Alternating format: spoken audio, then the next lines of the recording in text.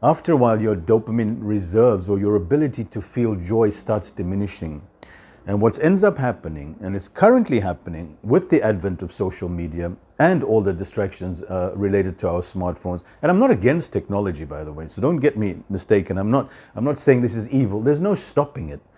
But just like when social media came on the scene and technology came on the scene, nobody was even considering the effects it would have on our health, on our emotional well-being, on our relationships, on our state of calm inside. If you look at the rise of anxiety and the antidepressant surge in the market as well. So, but AI is on its way. It's here. It's here to stay and it's coming.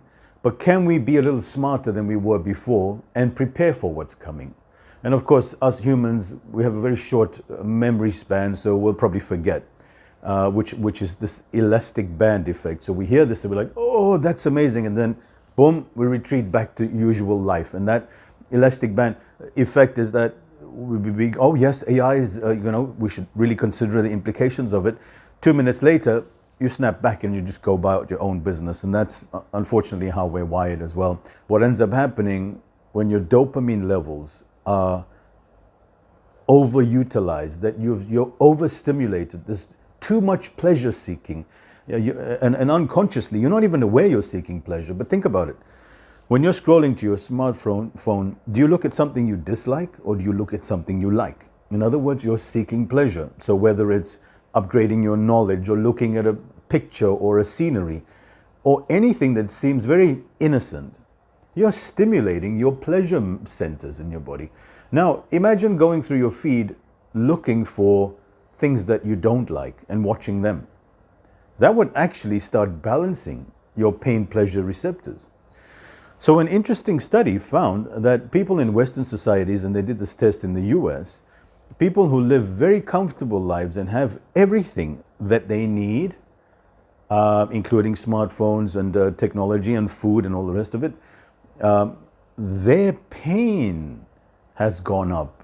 Chronic pain and chronic inflammation has risen to enormous proportions. And of course, we can't say it's got to do with sugar, carbs, and diet and food, which is definitely something that has also a profound effect on us. But it's the pleasure, the pain-pleasure balance of the dopamine receptors, and we're just calling it dopamine, but it's a lot more complicated than that, has become too polarized on the pleasure side.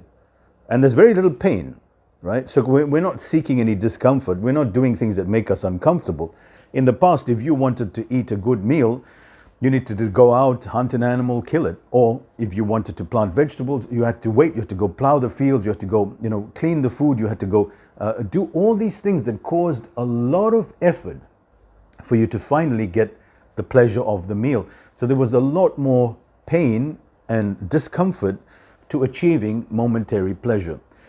But what's happening now is because everything is on demand and we don't even have to leave the house, and within 10 minutes we can have our food delivered to our house, there's too much pleasure. And so what ends up happening is that your dopamine or your body's pleasure centers, your body's saying, I need to balance this. There's too much pleasure going on here. There's too much seeking pleasure. So the body actually starts creating pain. It starts creating pain to sort of bring you back to this level of balance between pain and pleasure. So what we find is, I think over 40% of the population of the US have chronic ailments and chronic pain, because the body's desperately trying to bring us back to equilibrium between pleasure and pain.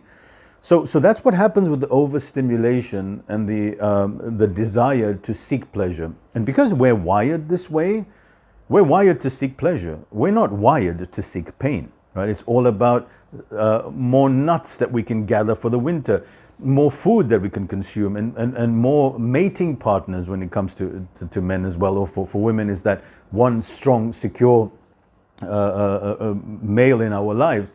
So the entire, so our biology, our physiology is created for a different time, a time of scarcity, a time of not having a lot of everything, and a time of great uncertainty. And that's why our senses when we pick up any type of anxiety or something in our environment that causes anxiety, we overdo it. Because in the previous time, you had to overdo it. Otherwise, you'd be dead. So if you saw a lion, your body starts creating all these different mechanisms inside. Say, oh my God, there's a lion. We need to do something. Puts you into the panic so you can get away. The problem is now we're sitting in front of the desk and we're getting all these emails and we're getting all this negative news, or we're just inundated, right? And that's starting to activate these same anxiety sensors that were designed for a different time, but not on this scale. So we're wired for a different era. The same with pleasure. We were wired to, see a beautiful human body that attracted us sexually. But now there's an oversupply and over availability of it. The same with food, the same with pleasure on the internet, right? So it's just all available. And it's not evil, but it can be really detrimental to your well-being, both physically, mentally, spiritually, and emotionally.